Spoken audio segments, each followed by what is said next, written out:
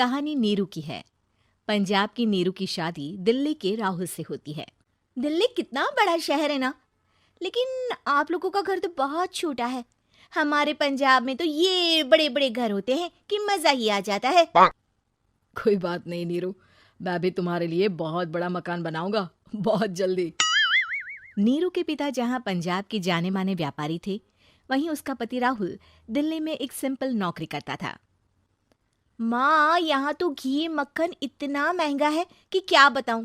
मैं तो तरस ही जाती हूँ घी खाने के लिए। नीरू की माँ को ये सुनकर बहुत दुख होता है। मेरी बेटी को घी नसीब नहीं हो रहा है और ये बहू यहाँ बैठकर घी में शक्कर डाल रही है। देख वनिता, मैं साफ कह रही हूँ, इस घर में जितना घी आएगा उतना ही मेरी बेटी के घर दिल्ली भी जाएगा। अरे ये क्या बात होती माँ जी, बेटी का उतना ही करो जो अच्छा लगे। अब क्या मायके से घी और मक्खन तक की सप्लाई करोगी आप? हाँ, मेरी बेटी किसी चीज को तरसे मुझसे बर्दाश्त नहीं होता। अब क्या था, नीरू के मायके में 2 किलो घी आता तो 2 किलो दिल्ली जाता नीरू के पास। एक दिन, माँ बड़ी गर्मी पड़ती है दिल्ली में। इस घर में तो एक ही एसी है और वो भी ड्राइंग रूम में। सारा परिवार एक ही कमरे में सोता है। हाँ बेटा, वो तो हर घर की कहानी है। यहाँ भी एक ही एसी है। अरे बिल इतना आता है कि क्या बोलूं।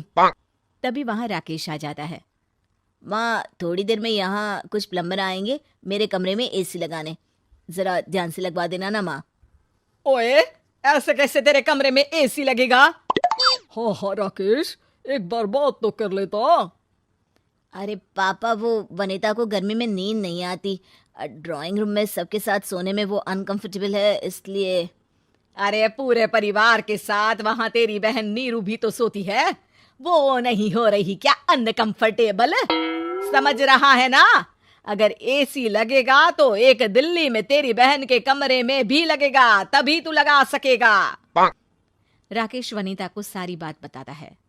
वनिता करती भी क्या, मन मार कर बैठ जाती है।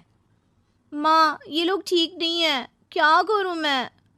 अरे बेटी, यहाँ आ जा, तू यहाँ आकर रह ले। अरे छोड़ दे ऐसे पति को। कैसे छोड़ दूं माँ? समाज क्या कहेगा, लोग क्या कहेंगे? वैसे भी मेरा एक बेटा है मयंक। अरे हटा बेटा, तेरी उम्र ही क्या है, इतनी परेशान रहेगी तो काम कैसे चलेगा। खैर, बात आई गई हो जाती है। माँ को लगता है कि नीरू ठीक है, तो वहीं नीरू के मन में एक ही लाइन चल रही होती है, यहाँ आजा। माँ ने तो बोल ही दिया है कि यहाँ आजा। बस मयंक थोड़ा सा बड़ा हो जाए, इन गरीबों को छोड़कर मैं वापस माँ के पास ही चली जाऊंगी। वो इसी सोच में बाजार में चल रही थी कि मैम, आपका दुपट्टा जमीन को छू रहा है। नीरू जैसे ही उस लड़के की तरफ देखती है, देखती ही रह जाती है। हाय रे, कितना सुंदर लड़का है ये। अब क्या हुआ? मैंने कहा आपका दुपट्टा। तो खुद ही उठाकर दे दो ना। लड़का समझ जाता है कि नीरू उस पर फिदा हो चुकी है। वो उससे उसका नंबर लेकर चला जाता है। अब क्या था, नीरू और रोहित में लगातार बातें होने लगती है। मैं हरियाणा का रहने वाला हूँ, यहाँ एक बड़ी कंपनी का मैनेजर हूँ। अच्छा, और कितने बच्चे हैं तुम्हारे? बच्चे? अरे मेरी तो शादी भी नहीं हुई है। तुम बताओ, शादी करोगी? नीरू शर्मा जाती है। अब लेकिन मैं तो पहले से ही शादीशुदा हूँ। मुझे फर्क नहीं पड़ता, बस तुम शादी कर लो, भाग चलते हैं। बहुत पैसे वाला हूं मैं, हमेशा खुश रखूंगा तुम्हें। नीरू रोहित से मिलकर सारा प्लान बना लेती है और फिर एक दिन घर से भाग जाती है। दोनों शादी कर लेते हैं। शादी के बाद, क्या बात है नीरू, तुम्हें परेशान सा देखता हूँ, सब ठीक तो है ना? हाँ हाँ, सब ठीक है।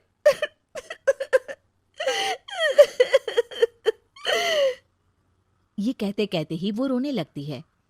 अरे क्या हो गया, रो क्यों रही हो? मैंने तुमसे एक बात छुपाई है और वही बात अब मुझे परेशान कर रही है। रोहित, मेरा एक बेटा भी है, उसका नाम मयंक है। क्या बात कर रही हो, ये तुमने मुझे पहले क्यों नहीं बताया? देखो नीरू, मेरी माँ को मैंने ये नहीं बताया है कि तुम शादीशुदा हो। बच्चा मैं मैनेज नहीं कर पाऊंगा। नीरू को समझ में नहीं आता कि वो क्या करे। तुम उस बच्चे को अपनी माँ को क्यों नहीं दे देती? नीरू चुपके से माँ को फोन करती है। माँ, क्या मयंक को तुम रख सकती हो? बेटा, मैं राकेश के साथ बात करती हूँ। आखिर घर का बेटा वही है, जो वो बोलेगा।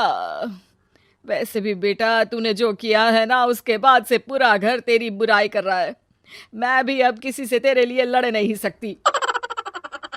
राकेश बेटा, नीरू ने तो जो किया बहुत ही बुरा किया, लेकिन मैं सोच रही थी कि क्यों ना मयंक को हम यहाँ ले आए। तभी वनीता बोल पड़ती है, वाह जी, ऐसे कैसे यहाँ ले आए? यहाँ क्या भंडारा भरा है? और जिस बच्चे की माँ ने नहीं सोचा, उसके लिए हम क्यों सोचे? नीरू को एक बार तो अपने बच्चे के बारे में सोचना चाहिए था ना। अरे लेकिन तेरे पास भी तो लड़का नहीं है ना वनीता। माँ, वनीता ठीक बोल रही है। कल को वो बड़ा होकर इसी घर का हिस्सा मांगेगा तो हम क्या करेंगे? माँ कहती भी तो क्या, वो चुप रह जाती है। वहीं नीरू का पहला पति कहता है, माँ, अगर आज भी वो वापस आ जाए तो मैं उसे माफ कर दूंगा। बेटा, गरीबी चीज ही ऐसी है, क्या करेगा? तू तो अब मयंक का सोच। वो बेचारा तो बिना माँ का हो गया। मयंक के खातिर तू दूसरी शादी कर ले बेटा। लोगों के लाख समझाने के बाद नीरू के पहले पति की शादी रिद्धि से हो जाती है, जिसके पहले पति से 2 बच्चे होते हैं। देखो जी, मैंने शादी सिर्फ बच्चे के खातिर की है। मैंने भी शादी सिर्फ बच्चों के खातिर की है। वहीं नीरू के दूसरे पति के मन में ये बात घर कर जाती है कि नीरू एक मासूम बच्चे को उसके खातिर छोड़ कर आई है। अब देखो नीरू, मुझे लगता है कि जो औरत अपनी कोख का बच्चा छोड़ सकती है, वो तो कुछ भी कर सकती है। कल को तुम्हें मुझसे अच्छा कोई मिल गया तो तुम तो मुझे भी बाय बाय कर दोगी ना। नीरू को अब उसका दूसरा पति ताने देना शुरू कर देता है।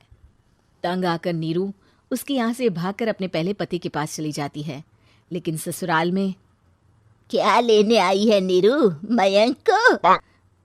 नहीं नहीं सासू माँ, मुझसे गलती हो गई, मुझे माफ कर दीजिए। नीरू, अब वक्त खत्म हो गया है, मेरी शादी हो चुकी है। तो छोड़ दो ना उसे, हमारा बच्चा है। मैं आपको अपनी माँ नहीं मानता।